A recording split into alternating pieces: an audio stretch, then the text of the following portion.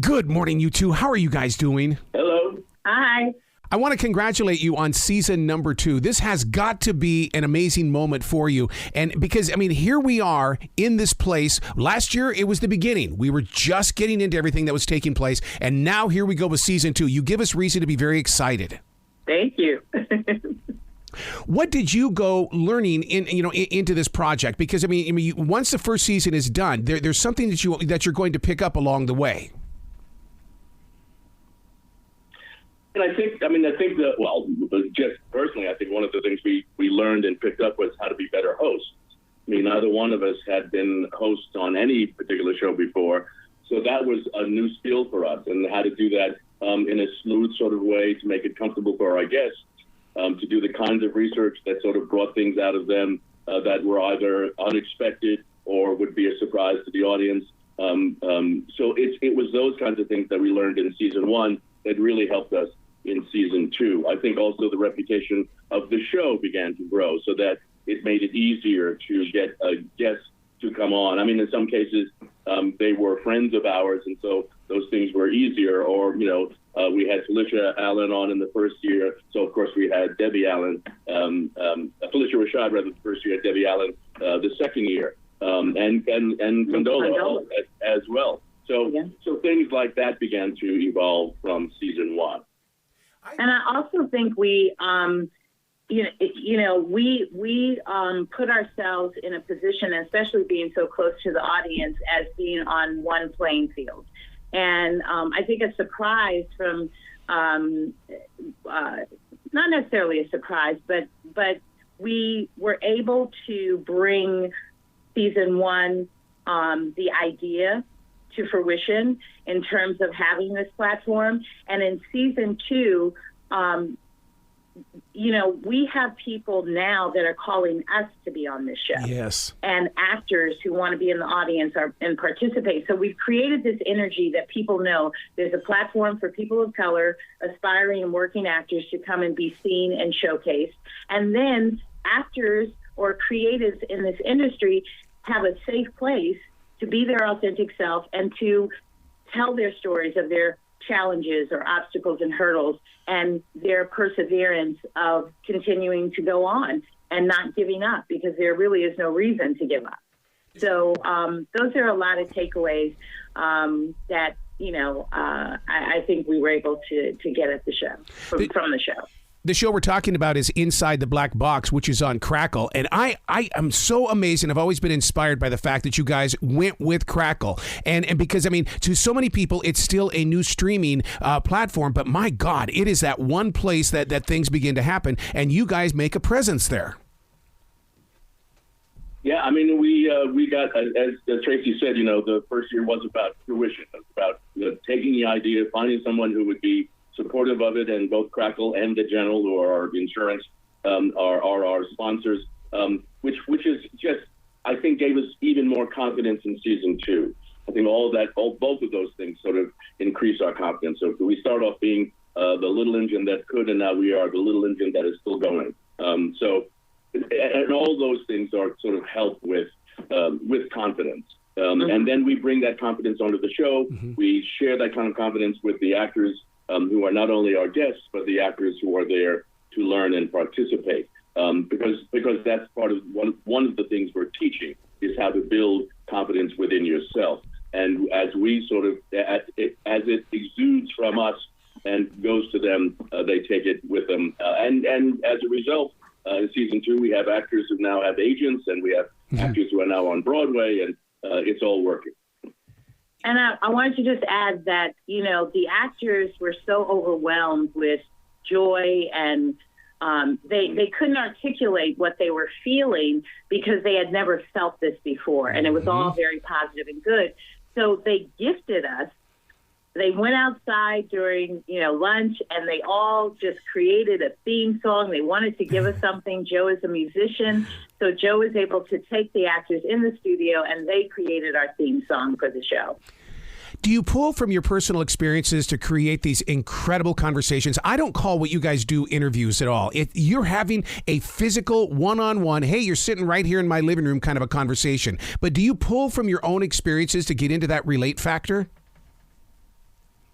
Yeah, in some ways, yes. I mean, but mostly it really is, at least for me at any rate, I'll start looking at a particular actor's background and what they've done and how they've created what they've created, and use that as a foundation for the kinds of questions that I want to ask. And what happens is, I think because I'm sincere in terms of trying to find something out, they begin telling us things that, that are surprising. Right. Jeffrey Wright, for instance, began talking about the number of people, teachers, and friends that he lost to AIDS while he was doing Angels in America, to the point that he kind of broke down and began to cry a little bit and said, "This is the first time I've told this story." And that happens a lot. Essence Atkins came on the show, and Essence was a young woman who played my daughter many, many years ago in a Thomas Carter series called Under One Roof. And she began telling stories about how she evolved from just being an actress to now a director and a producer and a writer. And so these things come out, I think, because the space itself feels safe. And that's our biggest kind of job with this particular show, is to make the guests feel absolutely comfortable, as you say, as if we are sitting in their living room and just having a conversation, so that they feel easy about talking about things that are personal to them, which is why we've asked them on the show in the first place. It's not about their latest job or their latest creation, whatever it might be. It really is about who is this person of color, what was their experience from where they started to where they are now. And I think for me, I just basically, there's some guests like Rob Morgan, Wendell Pierce, Kalita Smith, that I've known from the embryo stages of their career as a casting director. So what has helped me is just to rest in some of my relationships and rest in that comfort and really just being myself. And that, again, creates that environment for us. And we also, I think as an actor and really I tell actors this, but the more comfortable you are with yourself, it just transitions out into the universe, and the other people are comfortable as well. So, we kind of set the tone, and then I think the guests just feel the comfort and they fall right into it and share. Almost to a person, every guest who comes on the show usually starts off the interview the same way by saying, "Oh my God, what a great energy in this room." Yeah. Well, when you share that energy with another creative outlet, I mean, when the show is over, do you go write music, Joe? Is there a side of you that's going, "Oh my God, I need to do something with this positive energy because I can't let it just sit there"? Well, while we're shooting the show, that positive energy usually means I go home to get ready for the next day's work. Yeah. So I'll start sort of thinking about who our guests are going to be the following day. Because the way we do this, we shoot the show in a week. We shoot 2 episodes per day. So it really is. And I think probably the most positive thing that happens is the guests themselves don't want to leave. They just want to kind of hang out. So the guests from the first show just might hang out to watch what happens in the second show, or the guests from the second show will just hang out and watch and just take in what's going on. Because I don't think, because we are not asking them about their latest job, I think we've told them we're going to talk about what your experience has been as an artist of color. But you're not quite sure what that means exactly until you're actually in the room. And once they're in the room, they begin to feel, oh, they really do mean what they say. This really is about having a conversation about something that's concrete. Not that their job is not concrete, but something concrete to them personally. And it's so that energy sort of always becomes just dealing with them. And as Tracey said, the biggest kick to me was when the actors who are sitting in the audience, are what I call them our young students, when they created the theme song. Mm-hmm. It just was, that was the greatest. I mean, I just remember, I just kind of swelled up inside. I was so emotionally that's how good this show made them feel. And then we took them into the studio and recreated what they had done, so that now is the theme for our show. In a very creative way, when you meet with the actors and with the other creative people, I'd like to be a fly on the wall, because I think that the meeting must be like where it's like, oh my God, you really are like this. I watched the show and you're really like this. You're very down to earth. You're filled with love. Well, I think people that know us personally, they know that, that's who we are. But the new guests, like Joe said, the environment sets the tone for the show. And, what I loved this season was how almost every guest came out like on a Soul Train line, whether they just threw their hands in the air and whooped it up. It was that it really, for Joe and I, it just, I know for myself, I was like, okay, I know how this interview is going to go, because they came ready.